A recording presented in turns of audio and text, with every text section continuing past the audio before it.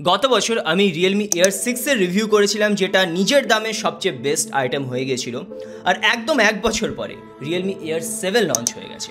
সর্বপ্রথম যদি আনবক্সিং নিয়ে কথা বলি, তাহলে নর্মাল আনবক্সিং এক্সপিরিয়েন্স আমার এখানে ছিল। শুরুতেই রয়েছে এর কিছু পেপার ওয়ার্কস, তারপর রয়েছে আলাদা আলাদা সাইজের কিছু ইয়ার টিপস, আর সবশেষে আমরা একদম প্লাস্টিক র্যাপারে মোড়ানো ইয়ারবাডকে পেয়ে যাবো বা এর কেসকে পেয়ে যাবো। যাই হোক, শুরুতেই যে সবচেয়ে বড় পরিবর্তনটা নিয়ে কথা বলবো সেটা হচ্ছে এই কেসের ডিজাইন নিয়ে। তো এবার এখানে একদম কেসের ডিজাইন পাল্টে দেওয়া হয়েছে, একটা ফ্ল্যাট ডিজাইন দেওয়া হয়েছে। তো এবার থেকে এক হাতে হয়তো কেসটাকে খুলতে একটু সমস্যা হতে পারে, কিন্তু যাই হোক, মাঝে মাঝে নতুনকে আপন করে নিতে হবে। শুরুতেই আমি যদি এর বিল্ড কোয়ালিটি নিয়ে কথা বলি, তাহলে খুবই সলিড বিল্ড কোয়ালিটি এখানে দেওয়া হয়েছে। ইভেন এখানে যে হিঞ্জটা দেওয়া হয়েছে সেটাও খুবই স্টার্ডি কোয়ালিটির, তো অটোমেটিক্যালি কখনোই এটা ক্লোজ হয়ে যাবে না।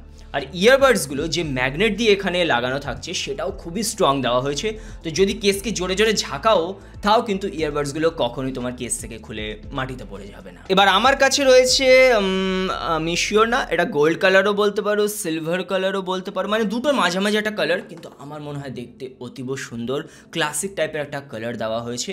এবং পুরো কেসে এখানে ম্যাট কোটিং দেওয়া হয়েছে, তো আঙুলের ছাপ পড়ার কোনো রকম সম্ভাবনাই নেই, এবং স্ক্র্যাচেস থেকেও অনেক অংশে কিন্তু কেসটা বেঁচে থাকবে। আর যদি ইয়ারবাডসগুলো নিয়ে কথা বলি, তাহলে ইয়ারবাডে একটা ডুয়েল টোন ফিনিশিং দেওয়া হয়েছে, যেটা ভাই অতীব সুন্দর, একদম চোখ জুড়িয়ে যাচ্ছিল দেখতে।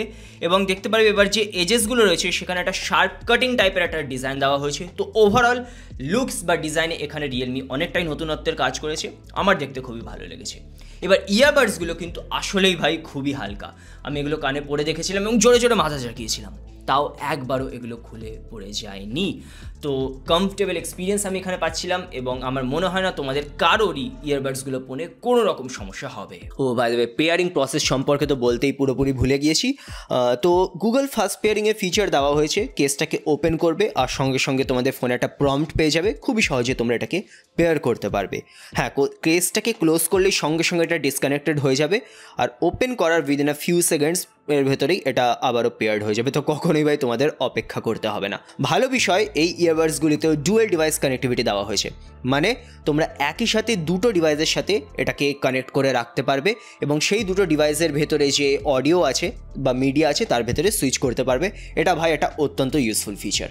এবার ভালো করে দেখো যে আমি যদি কান থেকে ইয়ারবাডটাকে খুলে নিই, তাহলে মিউজিক অটোমেটিক্যালি পজ হয়ে যাচ্ছে, আর আমি যদি পরে নিই তাহলে আবার প্লে হয়ে যাচ্ছে। তার কারণ এই ইয়ারবাডসগুলিতে কিন্তু ইন ইয়ার ডিটেকশনের ফিচার দেওয়া হচ্ছে, যেটা ভাই বাস্তব জীবনে কিন্তু সত্যি খুব একটা ইউজফুল ফিচার, মানে আমি এই ফিচারটা তো রোজ ইউজ করি।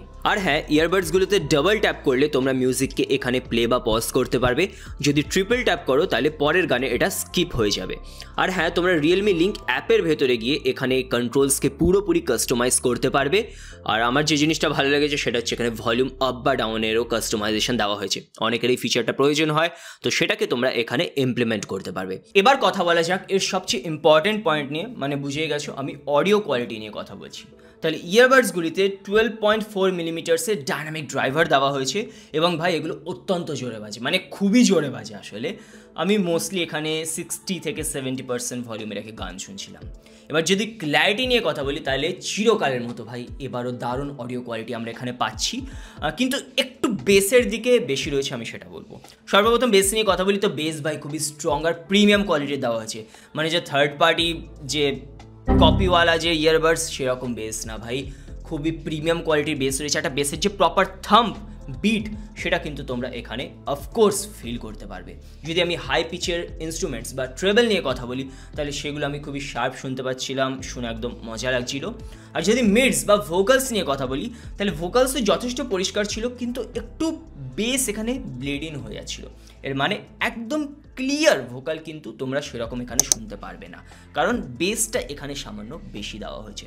কিন্তু আবারও রিয়েলমি লিঙ্ক অ্যাপ রয়েছে, তো সেই অ্যাপের ভেতরে গিয়ে তোমরা নিজের মতো চাইলে এর অডিও প্রোফাইলকে কাস্টমাইজ করতে পারবে, চাইলে এটাকে একটু ইকুয়ালাইজ করতে পারবে, এবং তারপর অডিওটা তোমাদের পছন্দ মতো আরেকটু এখানে টিউনড হয়ে যাবে। ওভারঅল আমি যদি এখানে অডিও কোয়ালিটিকে রেট করি, তাহলে আমি বলবো আবারও খুবই ভালো কোয়ালিটির এখানে ইয়ারবাডস লঞ্চ করা হয়েছে, গান শুনে ভাই খুবই মজা পাবে। রিয়েলমি লিঙ্ক অ্যাপের ভেতরে গিয়ে তোমরা এখানে গেম মোডকে অন করতে পারবে। এর ফলে কি হবে যে লো ল্যাটেন্সি মোড অ্যাক্টিভেট হয়ে যাবে, মানে তোমাদের গেম গেম খেলার যে রেসপন্স আর তার যে অডিওটা রয়েছে সেটা খুবই ইনস্ট্যান্ট শোনাবে, তো গেম খেলার সময় তোমাদের সেটা অনেকটাই সুবিধা দেবে। তো এবার আমরা একটা অডিও টেস্ট করে নিচ্ছি এর ইন্টারনাল মাইক থেকে, আর এর মাধ্যমে তোমরা একদম বুঝে যাবে যে এই মাইকগুলো পরে মানে এই ইয়ারবাডস গুলো পরে তোমরা যদি কথা বলো, ফোন কল নাও, তাহলে সেক্ষেত্রে কেমন অডিও তোমাদের রেকর্ড হবে যেটা অপর পাশের মানুষ শুনবে। তো অডিও কেমন রেকর্ড হচ্ছে সেটা কমেন্ট করে বলে, আমি সিলিং ফ্যানও অন রেখেছি যাতে একটা নয়েজ ক্যান্সেলেশনেরও তোমাদের ধারণা হয়ে যায়। তো কমেন্ট করে জানিয়ে যে ভালো লাগলো না খারাপ। এবার এই ইয়ারবাডসগুলোতে কিন্তু 52 ডেসিবেলের অ্যাক্টিভ নয়েজ ক্যান্সেলেশন দেওয়া হয়েছে। আর ভাই এগুলো আমি পরে একদম দৈনন্দিন যাতায়াত করেছি, আমি ট্রেনে ছিলাম, আমি টোটোতে ছিলাম, সব সময় আশেপাশে যে অ্যাম্বিয়েন্ট নয়েজ ছিল সেটা অনেক অংশেই এখানে ক্যান্সেল আউট হয়ে যাচ্ছিল। তো এএনসি আমার একটা অত্যন্ত প্রিয় ফিচার, নয়েজ ক্যান্সেলেশন এখানে ভালোভাবে কাজ করে। এবং আমি এটাও বলতে চাইবো যে আমার কাছে দামি OnePlus Buds 6 Pro রয়েছে, তার মতো লেভেলের নয়েজ ক্যান্সেলেশন আমি পাচ্ছিলাম, এবং বলা চলে যে তার থেকেও আসলে বেটার এখানে আমি নয়েজ ক্যান্সেলেশন পাচ্ছিলাম।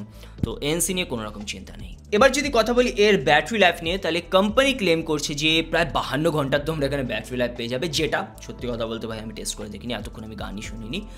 কিন্তু তবুও চিরকাল আমি যদি হিস্ট্রিকে এখানে ট্র্যাক করি তাহলে রিয়েলমির ব্যাটারি লাইফ নিয়ে কোনো রকম চিন্তা নেই।